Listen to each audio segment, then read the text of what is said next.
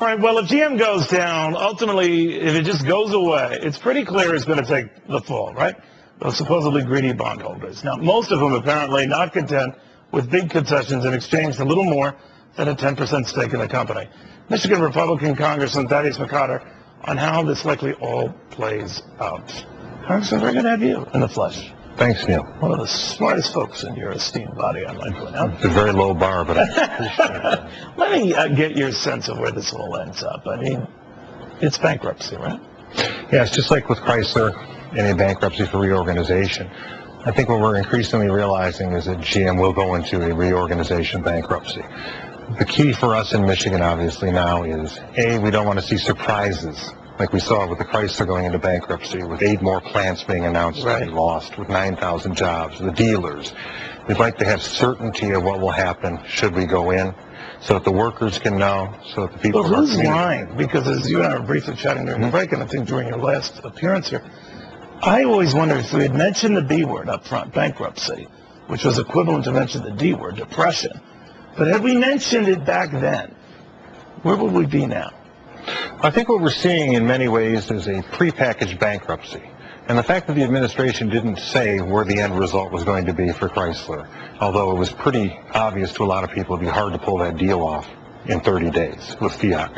When you see what's being trying to be done with 60 days with GM, you can get the sense that if people had the sense they could avoid bankruptcy by making concessions, especially at the UAW and others, that they might be willing to go further than they would if they just waited for a prepackaged bankruptcy or a bankruptcy. But with the appetite on the part of taxpayers, who really had no vote in this matter anyway, to provide funds to avoid ostensibly just that, had been there.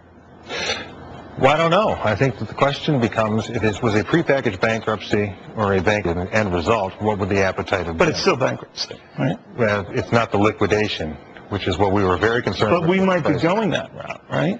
We don't think that that's what's going to happen.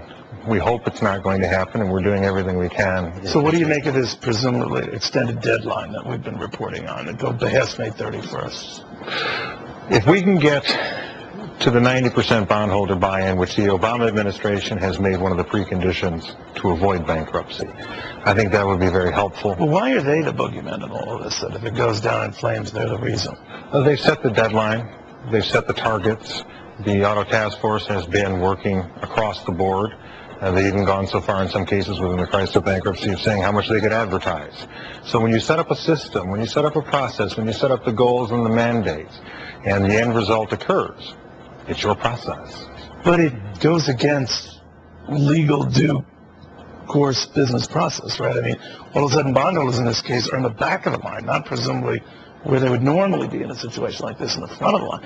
So I'm worried about, regardless of your views on the subject at hand, the precedent it's setting. Well, the precedent's dangerous. The process was designed, Neil, to have all the stakeholders at the table, and hopefully bondholders, UAW, everyone would equitably agree and find a way to avoid the bankruptcy. But what you saw, especially in the case of Chrysler to date, was they had smaller bondholders outstanding. They thought they could steamroller at the end, and these people did not want to vitiate their due diligence to the people whose money they had invested. So rather than demonize them, we have to look at all the people within this process, asking all of these people to come together as stakeholders, dealers, UAW, bondholders, everybody, with Chrysler or with GM in 60 days, was asking a whole lot of people.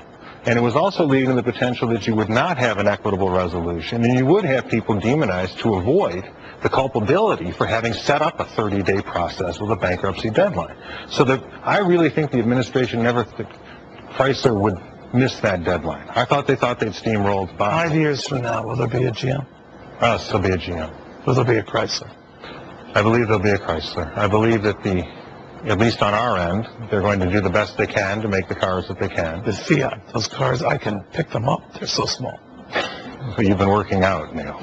They're really tiny cars. But when you think about it, a lot of what the administration is doing is you don't want them dictating the type of cars consumers can buy. That would be my one big caveat. Yeah. If the government tries to dictate what type of cars are forced upon consumers at the expense of the companies and the expense of consumers, that's when these companies could have trouble down the road. Congressman, a real pleasure. You are unique in your body. I appreciate that. It is. It is indeed a compliment. We mentioned that a lot here. Thank you very much. Very good saying.